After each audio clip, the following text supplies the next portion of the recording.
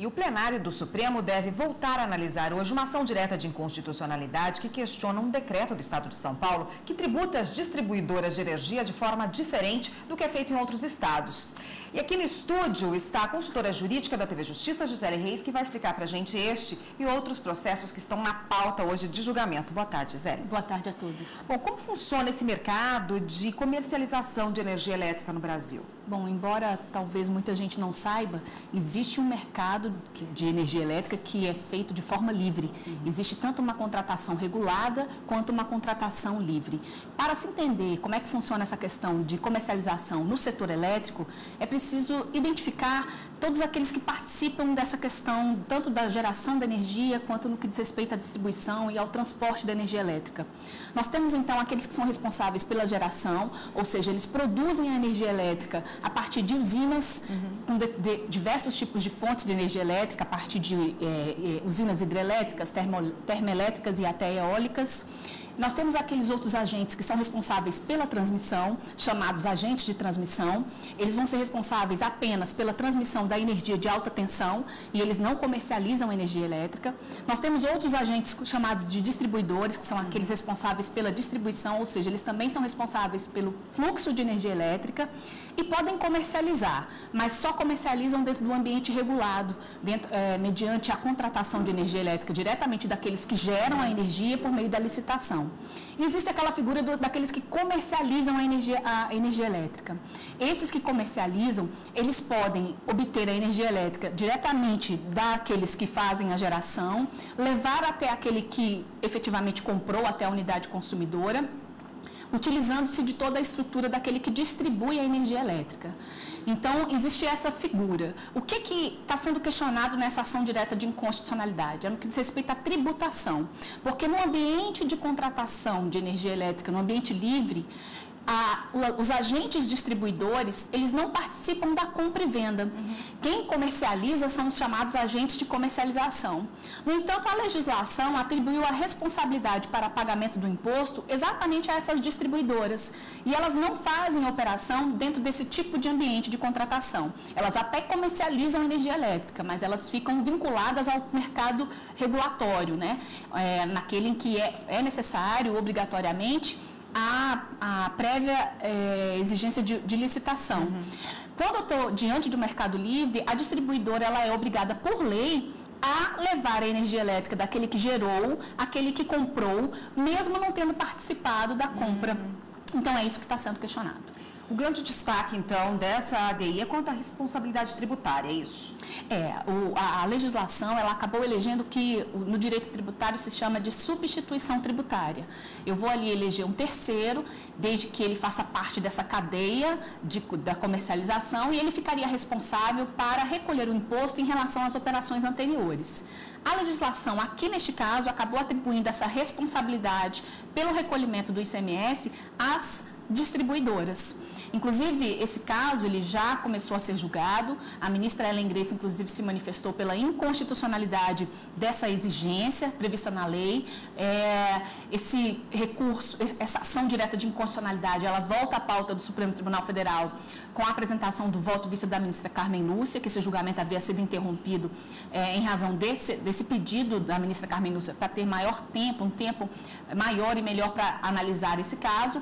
Então, a ministra Ellen Grace, já aposentada, ela entendeu que essa exigência, a legislação, acabou inovando no que diz respeito a essa questão da substituição tributária e que isso teria ofendido, então, alguns dispositivos da Constituição.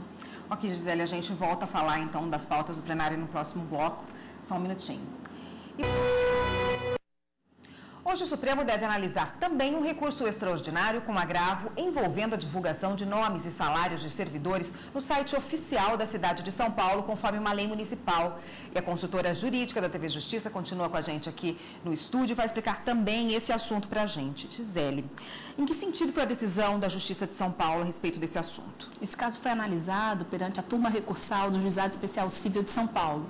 Então, eles determinaram, inclusive, que o município fosse obrigado a retirar o nome, o cargo e os vencimentos de uma servidora pública. Ela ingressou com uma ação na Justiça, exatamente argumentando que estava ofendida em relação a esse tipo de exposição e, na primeira instância, na decisão do juiz singular, ela conseguiu êxito na ação e no Tribunal de Justiça, no julgamento da turma recursal, ela também conseguiu essa determinação de que essas informações não fossem efetivamente lançadas. Então, foi nesse sentido que foi a decisão e foi contra essa decisão da turma recursal que o município de São Paulo, então, ajuizou um recurso extraordinário aqui no Supremo Tribunal Federal.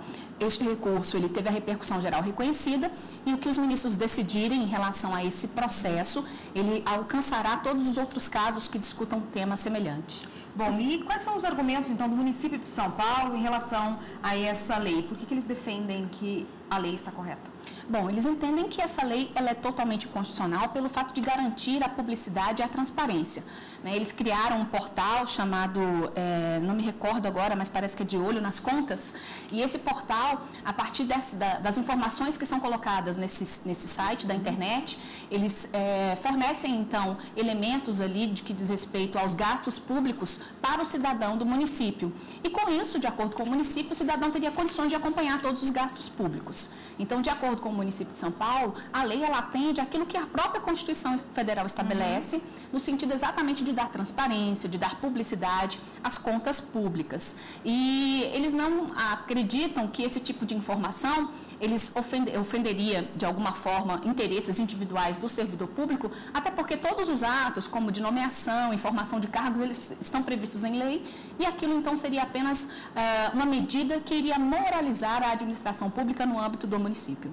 E a servidora, no que ela fundamenta o pedido dela? Fundamenta que há ofensa à intimidade, à vida privada. Inclusive, ela destaca questões no que diz respeito à segurança do servidor público, né? Para a servidora, ela entende que há outros meios que a administração poderia se utilizar para divulgar essas informações, sem vincular essas informações a um determinado servidor público. Então, ela acredita que esse tipo de informação poderia ser divulgada com a informação do cargo e do respectivo salário, mas sem identificar exatamente qual servidor ganha aquela remuneração. Então, é dentro desses princípios que, efetivamente, teria havido aí uma ofensa à intimidade, à vida privada e até à segurança dela, que ela, na verdade, ajuizou com essa ação.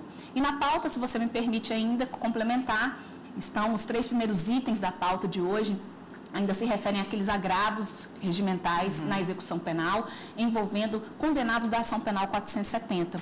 Então, só para poder informar quem nos acompanha, os ministros continuam ainda, desde a semana passada, eles já julgaram pedidos nesse sentido. Condenados da ação penal, eles pedem a progressão de regime. Já houve uma decisão do ministro negando por conta daquela questão do pagamento da multa. E agora o plenário, mais uma vez, se depara com essa questão. Até então, os ministros decidiram que aqueles condenados que não efetuaram o pagamento da multa, eles não têm direito à progressão de regime. Esse foi um entendimento que já foi seguido pelos ministros em julgamentos anteriores em situações semelhantes. Na pauta de hoje, mais 3 condenados, então, serão apreciados, os pedidos desses 3 condenados serão apreciados pelo plenário. Tá ótimo, Gisele, obrigada pela participação e até amanhã que a gente volta a falar do plenário do Supremo.